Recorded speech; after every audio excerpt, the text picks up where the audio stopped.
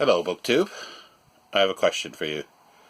What does Billy the Kid, Edward Elgar, golf, and the Pitt Rivers Museum in Oxford have in common? Don't know? Well, stick around and I will explain. And the answer lies with this little nondescript book. I say nondescript because there's nothing really special about it in of itself. It is a collection of American ballads and songs, collected and edited by Louise Pound, published by Charles Scribner's Sons, New York, Chicago, Boston in 1922. What does that have to do? Well, your first thought might be that there's some ballads or songs about Billy the Kid. I haven't gone through it all. There might very well be. That's not the connection.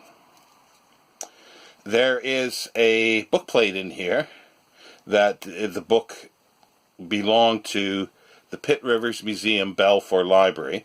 Pitt Rivers Museum is an ethnographic collection in Oxford in the UK here. It's a small little museum. It looks small. It's in behind the Natural History Museum, and it's just a wonderful place. They've got shrunken heads. But you look at it and you see it all together and you go, oh, this won't take me long to go through. And that's what I thought. 6 hours later, I wasn't even close to being done. It's a wonderful place. They've got cases, for instance, you got writing implements, and they put writing instruments all through history of time.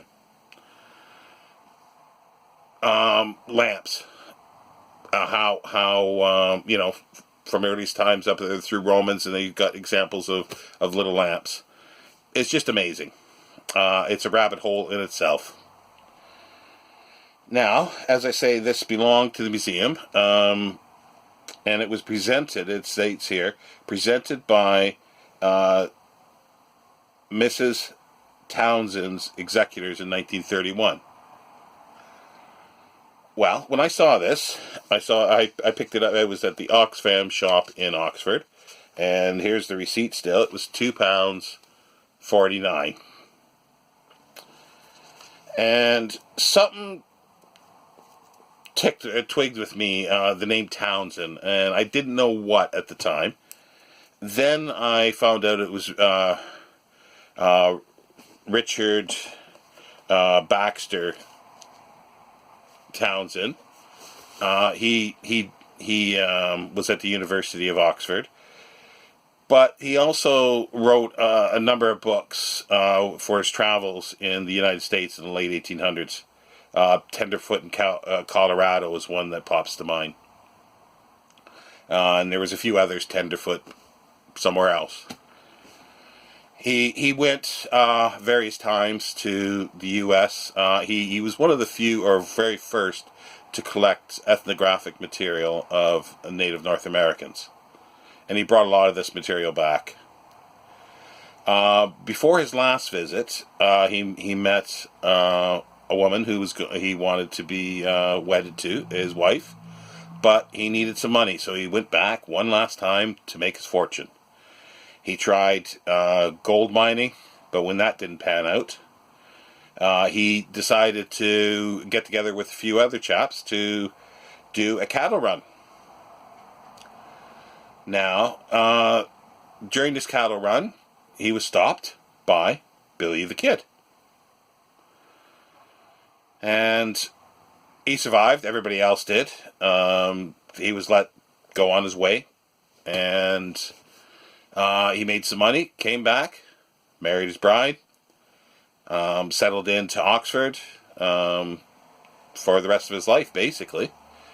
Him and his wife, from I think his wife's side, had a very special friend, Edward Elgar, the composer. And he taught Edward Elgar how to play golf. And Edward Elgar, probably best known for his Enigma variations. His third variation was based on Townsend's travels in the States. So there you go. Connection between Billy the Kid, Edward Elgar, golf, and the Pitt Rivers Museum. I have there's more research I want to do on this specific book. I have found in the Pitt Rivers Museum abstract online for 1931 showing that the trustees of the Townsend estate donated more ethnographic material and books. This one. I want to see if they do have a listing of those books. I have no doubt this will be listed in there, but it would be nice to actually see its name on the list. I also want to know how or why this became decommissioned. There's nothing saying that it's been sort of decommissioned from the museum library. So it may have been stolen. It may have been decommissioned and they just didn't bother stamping it or doing anything. There is another name on the front free end paper. It's either CK or CH Firth. I think it's Firth, Firth. Stylized writing, it's a little difficult at times. I haven't done much research on that name yet, but I did do briefly a little bit, and I think there was a historian, English Civil War historian that was at Oxford, so it's possible there's another connection there. But yeah, it's just wonderful what you can pick up in a thrift shop. In the United States it would be a thrift shop in North America and charity shop here. It's just, again, it's a rabbit hole that you go down to, but it's a pleasant rabbit hole. And you can make all these connections, and there you go. I have a few more books, specific books like this that are of interest, or I think are of interest, that I would like to highlight. There's just so much. Everybody's library will have unique things, and I'd love to hear other people's gems in their library of they pick up something and it has a book played in by someone that's of interest or a name, or it belonged to some library. And there's more history to a book than meets the eye most of the time. So take that, Kindle. Have a good evening, BookTube.